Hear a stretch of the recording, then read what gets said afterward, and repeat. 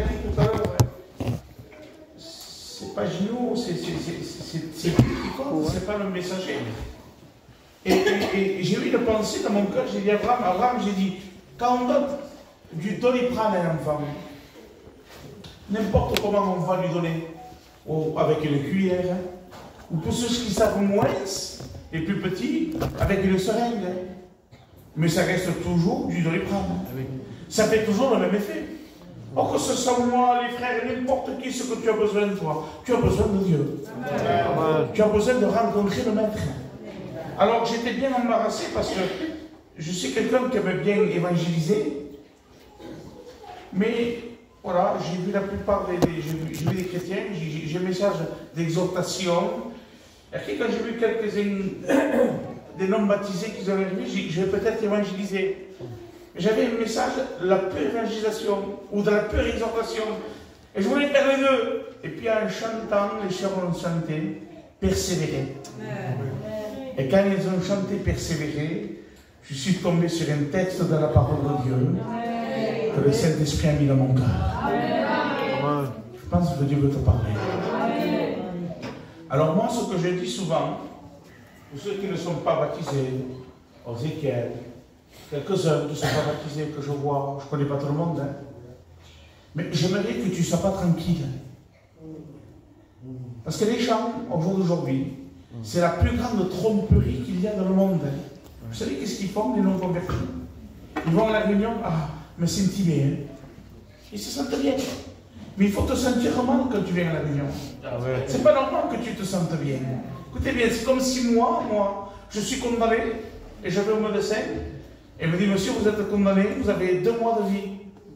Je rentre chez moi, dans mon dents, voilà, je suis condamné. Et je souris. Mais il faut que je pleure. La nuit, il ne faut plus que je dorme. Il faut que je sois tourmenté. Alors aujourd'hui, on prêche aux gens, on dit voilà, que le salaire du péché, c'est la mort. Ils rentrent sur le stade B, oui, mais si tu n'as pas rencontré le Seigneur, moi je vais prier pour que tu aies des angoisses ce soir. Que tu ne dormes pas, que tu sois tourmenté, que tu ne sois pas en tranquillité, parce que sinon, tu demeures dans une fausse sécurité. Et là, tu es en danger. Celui qui n'est pas en sécurité, qui le sait, il est en danger. Mais bon, il sait que ça ne va pas bien. Mais celui qui croit que tout va bien et qui court dans un précipice, croyez-moi qu'il va se faire mal. C'est comme celui qui sait qu'il va tomber. Et celui qui tombe dans un poumon, eh bien, c'est ce qui arrive, les gens partent dans cette illusion, et j'aimerais ce soir que la parole touche ton cœur. Pas besoin de faire des belles phrases, de multiplier mes paroles. Tu connais la parole de Dieu. Tu as écouté les meilleurs cantiques, les témoignages, tu as pleuré, tu as eu des frissons, tout ce que tu veux. Ça n'a pas changé ta vie. Et j'en suis sûr, mais sûr, écoute bien, qu'un jour tu t'es repenti de vrai. Tu as eu des larmes et tu as pleuré les larmes de ton corps. Tu as dit, je ne ferai plus, je ne recommencerai plus, je veux donner mon cœur à Dieu. Et tu croyais que c'était le bon moment. Mais tu es reparti et tu as à nouveau apprivoisé le péché. Il est revenu t'atteindre. Parce qu'en fait, tu ne peux pas courir plus vite que le péché. Il va te rattraper toujours, le péché. Ce que tu as besoin, c'est de tuer ton péché. La Bible dit, celui qui meurt sur la croix, il ressuscite, il est une nouvelle créature. Parce que sinon, c'est trop difficile, la parole de Dieu. Constance. Ézéchiel, l'assemblée, c'est dur. Devenir un chrétien, c'est difficile. Mais tu auras quand même des problèmes. Mais tu seras dans la joie, oui, tu pleureras aussi, tu seras triste. Parce que l'évangile, ce n'est pas un tapis rouge. Mes frères et sœurs, vous savez de quoi je parle. Hein? On vit tous la même vie. À Perpignan, Montpellier, on a les mêmes attaques. On vit les temps de la fin. Le diable il vient et croyez-moi qu'il s'est visé. Il s'est venu nous attaquer et ça touche les points sensibles.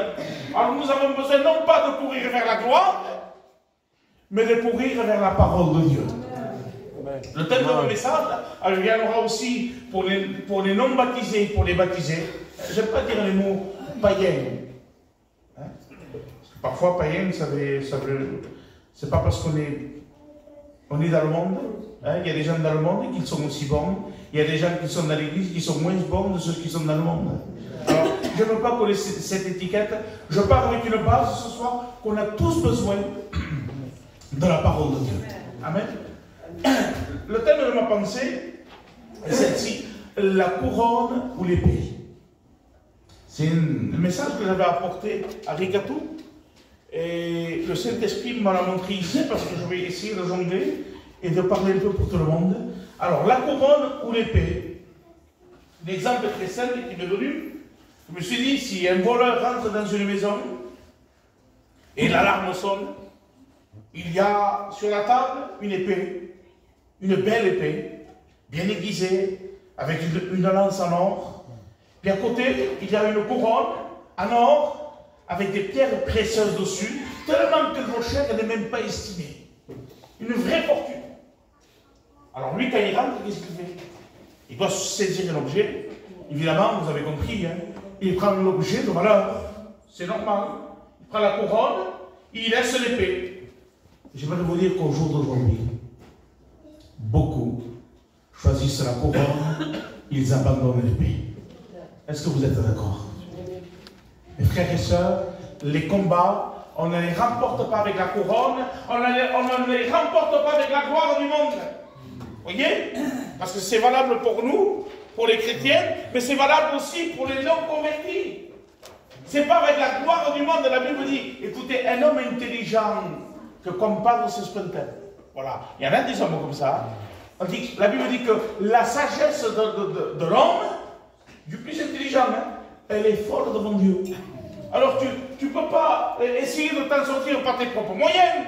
Tu as besoin de la grâce de Dieu. Alors n'importe tes obstacles, n'importe ton combat, parce que laissez-moi vous dire que l'Église a des combats, mais les inconvertis ont un grave combat. Hein. Parce que nous on combat, mais on a des armes, mais eux ils sont désarmés. Et croyez-moi qu'ils jouent ces cartes, le diable. Et puis on a notre jeunesse ce matin. Je fais du pénal à Perpignan. J'ai passé la matinée au tribunal. Deux jeunes, un 25 ans, l'autre 27 ans. Eh bien, un il est rentré en prison et l'autre il est sorti. Mauritable, il avait les larmes aux yeux. Spérez, abiat sortira. Mon corps se sera. Il dit qu'il est jeune, c'est pas sa place en plus en prison. Il n'a pas de caractère pour être en prison. Il n'a pas une vie pour être en prison. Il paye les conséquences de son péché. Parce que le diable, il est celui qui te traîne, et quand il te traîne, tu ne vois pas le précipice qu'il t'a fait. La parole de Dieu dit, elle est une lampe dans nos pieds, une lumière sur notre sentier. Est-ce que vous dites Amen, l'Église? Et oui, et tu as besoin de la lampe, de la parole de Dieu. S'il n'y a pas la lampe de la parole de Dieu, tu ne vois pas le précipice. Mais on dit, moi, les zones, on piège qu'elle me fait. Non, c'est même pas lui qui te le fait. La Bible dit que l'homme pécheur, il court lui-même dans son piège. C'est toi, avec la vie que tu vis, tu te crées ton piège. Et puis sans cesse. Alors tu tombes, tu te relèves. Tu tombes, tu te relèves. Moi, vous savez qu'est-ce que je dis en prison? Il y en a qui sont tombés dans un piège. C'est le centre de détention à Mayol, à Perpignan. Ils sont tombés un jour, ils ne savent pas quand est-ce qu'ils vont en sortir. Et oui, c'est les pièges du malin. Et c'est les pièges qui nous fait à chacun de nous. C'est pour ça que l'apôtre Saint Paul dit, écoutez ces paroles dans 2 Timothée 4,7, dit, j'ai combattu le bon combat. Béni soit Dieu. Vous savez, un combat, ça a des règles. Combat, la première règle qu'il a un combattant, et si vous êtes d'accord, vous direz Amen, c'est d'avoir une bonne hygiène de vie. Parce qu'un combattant, imaginez-vous un combattant, il mange n'importe quoi, il boit ce qu'il veut, il se couche à 5 h du matin, il n'a pas d'hygiène de vie.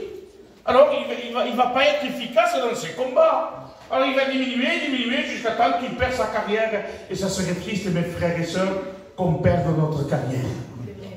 Alors gardons-nous une bonne hygiène de vie.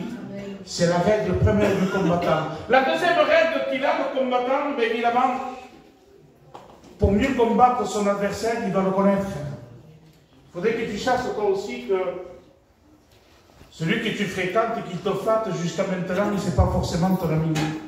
C'est celui qui veut ta perte. Et tu devrais, au jour qui vient, tu devrais le déclarer parce que tu es vraiment en danger. Parce que le danger nous court derrière, mes frères et sœurs. Mes amis, on n'a pas besoin de chercher le danger. On n'a pas besoin d'être méchant, écoutez bien, pour récolter le mal. C'est vrai, ça. Il y a même des gentils. Il y a des gens gentils, du pauvre. À quel niveau de chaud? Mais c'est pas possible, ça. T'as une peine dans la gêne, parce que le mal touche les personnes, parfois, qui ne méritent pas. Parce que le diable, lui, il ne fait exception de personne. Et c'est la règle du combat. La troisième règle du combat, c'est que le combattant, évidemment, pour combattre, il doit être armé. Si tu as perdu les armes de Dieu, c'est le moment de venir à l'arsenal de Dieu ce soir. Et la quatrième règle dans le combat, et ça c'est primordial, c'est qu'un combattant, il doit connaître son camp et pas combattre son camp. Amen. Combattre le camp inverse. Amen. Alors qu'est-ce que je veux dire là? Vous m'avez compris, hein? Parler un peu du conflit à l'intérieur. On n'est pas là pour se faire la guerre les uns entre les autres. Moi et mon cousin Michael, on ne se fait pas la guerre, on fait la guerre au diable. D'accord, ça c'est pour nous. Mais pour les inconvertis, ce n'est pas ta maison que tu dois faire la guerre. C'est au diable. Ce n'est pas à tes enfants, ce n'est pas à ta compagne, ce n'est pas à ta famille. Parce que tu dis, mais moi, mes parents, mais moi je les aime. De tout mon cœur, j'aime mes enfants, moi. Oui, mais la vie que tu mènes, ça fait payer des conséquences à ta maison. Tu fais du tort à ta maison. Alors, tu dois connaître ton camp ce soir. Il faut savoir que dans le camp que tu es en train d'être dans une mauvaise position. Ce soir, il suffit que tu cries vers Dieu. La Bible dit que Dieu entend le cri du malheureux. Tu diras, moi je ne sais pas prier. N'importe. Si tu cries vers Dieu, il viendra à ton secours. Vous savez, un jour, Jésus, il est celui il a formé ses disciples. Et quand il prend ses disciples avec lui, il rentre dans une maison qu'il connaissait très bien. C'est la maison de Marthe et Marie. Et là, Marie écoute le maître en train de parler, pensez-vous, Jésus qui prêche. Tout le monde l'écoute à genoux. Et Marie, elle est là, elle écoute, elle aspire la parole de Dieu. Et il y a Marthe. Marthe, attention, c'est une femme de Dieu, Marthe. Marthe, elle ne fait rien de mal. Elle n'a pas boudé parce qu'il y avait Jésus. Ah, pour l'âme, café, manjaïot. Non. Elle travaille pour Dieu. La Bible dit qu'elle accomplit les tâches ménagères pour servir Jésus. Elle veut servir Jésus. Elle a des bonnes intentions. Et Jésus n'est pas d'accord. Mes frères et sœurs, il y a des bonnes intentions parfois qui ne sont pas les intentions de Dieu. Et là, c'est l'analyse que nous devons faire. Moi, je suis quelqu'un, dans mon travail, je culpabilise beaucoup. Quand je travaille pour Dieu, je dis, mais peut-être c'est pas ça que vous voulez. Dieu voudrait que je fasse comme ça, voyez-vous? Eh bien, c'est bien de se mettre en examen devant Dieu. Il dit, Marthe, tu te préoccupes beaucoup pour la couronne, pour la gloire. Tu cours à droite, à gauche, mais elle a oublié l'essentiel dans sa vie. Elle a oublié d'être à l'écoute de la parole. Et Jésus la reprend et dit, Marie, elle a choisi la bonne part. Parce que c'était au prière de Jésus. Elle a choisi la parole de Dieu, Église de Dieu. Tu veux de la victoire dans tes combats. Garde la parole de Dieu. Amen. Vaut mieux l'obéissance, dit la Bible, que tous les sacrifices. Et oui, l'obéissance, elle est agréable à Dieu. Prier, mais je prie moi, mais si tu pries et tu es peu obéissant, ça ne compte pas. Écoutez, qui c'est qui gagne les musulmans pour prier? Les musulmans. On se lève à 5 h du matin, nous on dort, on se lève à 3 h de l'après-midi. C'est pas pareil que nous, hein. Mais la prière ne va pas te faciliter. C'est l'obéissance qui va te faire grandir. Béni soit Dieu. Et puis ils sortent de ces maisons, ils donnent un peu la leçon. Vous savez, le diable, il est celui qui ne lâche pas prise. Hein. Il sait venir au bon moment. Quand Jésus est à la transfiguration, il n'est pas là. Hein. Mais quand il passe par le désert, mes frères et sœurs, je ne sais pas, si toi tu passes par un désert, si tu as des combats et des problèmes, ce message est pour toi. Parce que le Seigneur ne parle pas ici même. Moi, je suis concerné ce soir. Et j'ai les mêmes problèmes que vous. Et la Bible dit, c'est par l'Esprit de Dieu que Jésus fut conduit au désert.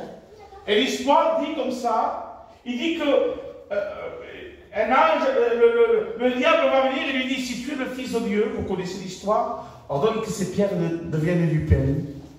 Puis la deuxième tentation, il le transporte en haut du temple, il dit, si tu te jettes, des anges viendront, ils te porteront. Et je voulais venir à la troisième tentation. La troisième tentation, il lui dit, si tu te prosternes devant moi, je te donnerai tout ce royaume. Mes frères et sœurs, mon ami, tu sais très bien que le royaume, c'est la royauté. La royauté, c'est la couronne. Et il lui dit dans un sens, si tu veux la gloire, tu veux la couronne, si tu m'adores, tu auras la couronne. Et Jésus va lui répondre avec ces paroles, tu adoreras le Seigneur ton Dieu, et tu le serviras lui seul. Pour que tu saches quelque chose, vaut mieux l'obéissance que la gloire du monde. Parce que le diable, est celui que vous savez, il fait croire aux gens la flatterie, la flatterie. C'est ça, les gens courent derrière ça, hein, dans le monde. Les gens veulent se doubler pour être plus grands les hommes que les autres. Un peu comme ça a été le point sensible pour que le diable puisse atteindre Samson. Il n'envoie pas un lion pour le manger, il a déchiré le lion, Samson.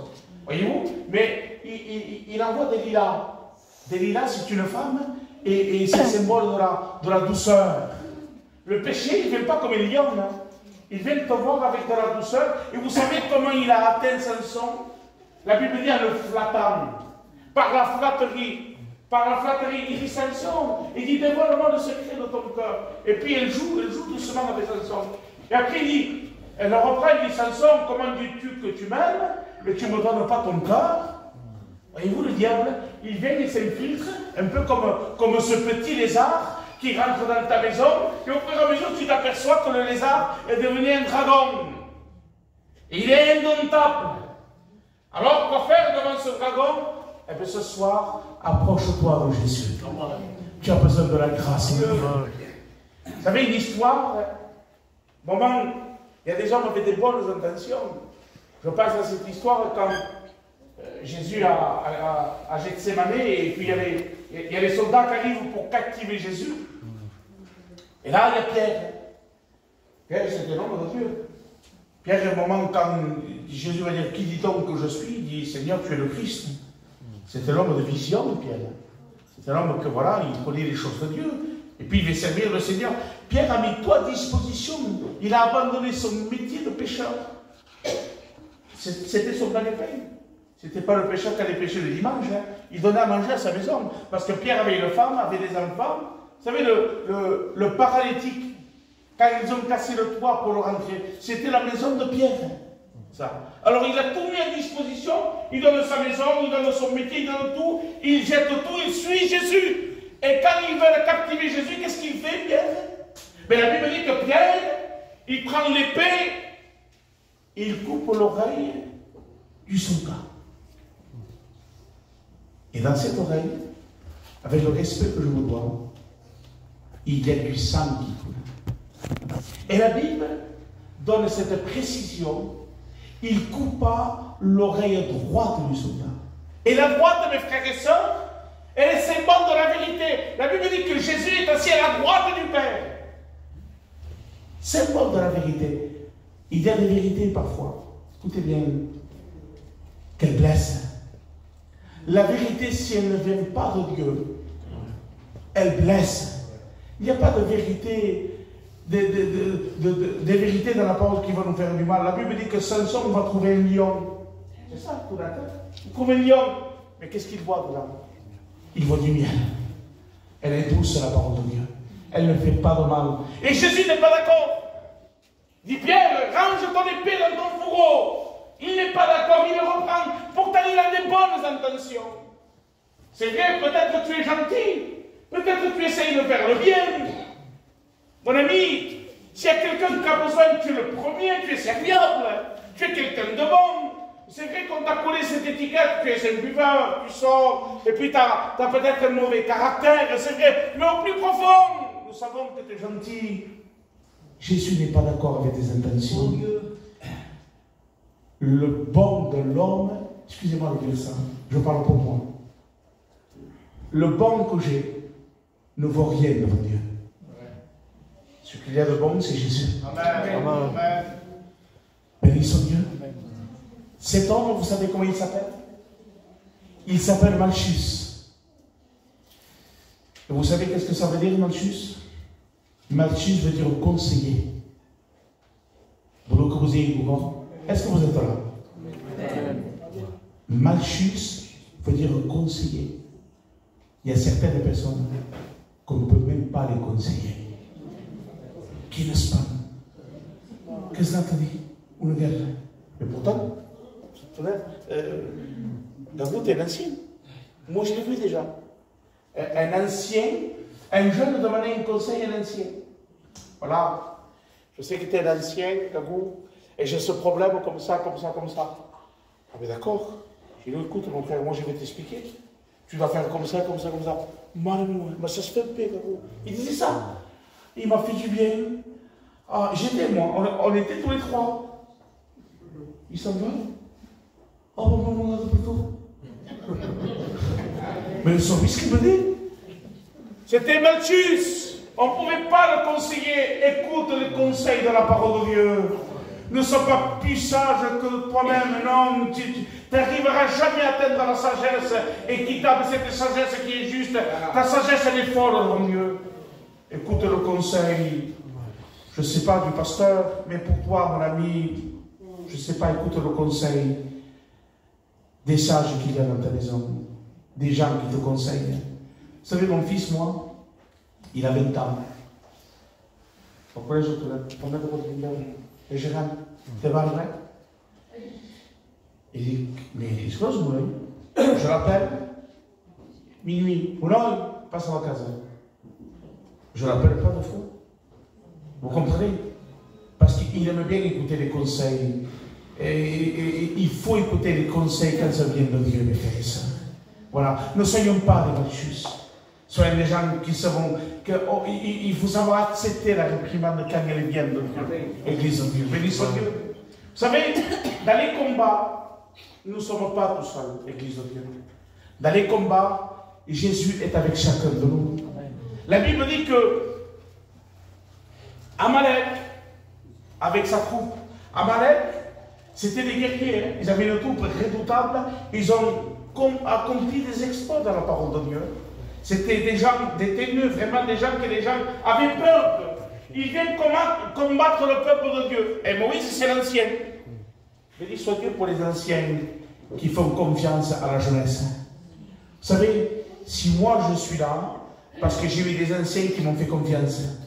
Parce que parfois, moi, et comme plusieurs, je vais te dire une parole qui vient de Dieu. Tu manques de confiance. Tu as le doute dans ton cœur. Tu as besoin d'arroser par la parole de Dieu ta confiance, afin qu'elle grandisse. Et Moïse, c'était un homme confiant. Vous savez qu'est-ce qu'il fait? Il fait confiance à Josué. Mais il était jeune, Josué. Amalek, c'était quelqu'un, il dit Josué, il dit, choisis des hommes. Il dit comme ça, le texte, il dit, choisis des hommes et sors au combat pour combattre Amalek. Il dit, demain, je me tiendrai à la colline. Mais il dit, demain, mes frères et sœurs, il y a des combats qu'on ne peut même pas les préparer d'avance. C'est ce qui se passe. Tu te lèves le matin, c'est fini. Qu'est-ce qui se passe? On ne comprend plus rien. Aujourd'hui, on a peur de dormir et de se réveiller le matin. Vous voyez, c'est une vie de misère qu'on vit. Et je bénis Dieu parce que le peuple de Dieu était prêt au combat. Il dit, je me tiendrai au sommet, la verge de Dieu à la main, avec un bâton. Et moi je disais à moi-même, j'ai dit, mais Moïse, tu te trompes. Il y a Amalek, armé jusqu'aux dames avec toute sa troupe. Ils viennent pour combattre le peuple, et toi, au lieu de prendre une épée, tu prends un bâton. Vous savez, c'est quoi le bâton? En hébreu, c'est le métèque, qui veut dire le fils. Dans tes combats, il faut que tu aies le fils. Amen. Si tu as le fils dans tes combats, tu auras la victoire. Béni soit Dieu. Parce qu'en son nom, nous sommes plus que vainqueurs. Alors, il se tenait en haut de la montagne, hein, dans les hauteurs de Dieu. C'est vrai que la montagne, c'est difficile. Hein.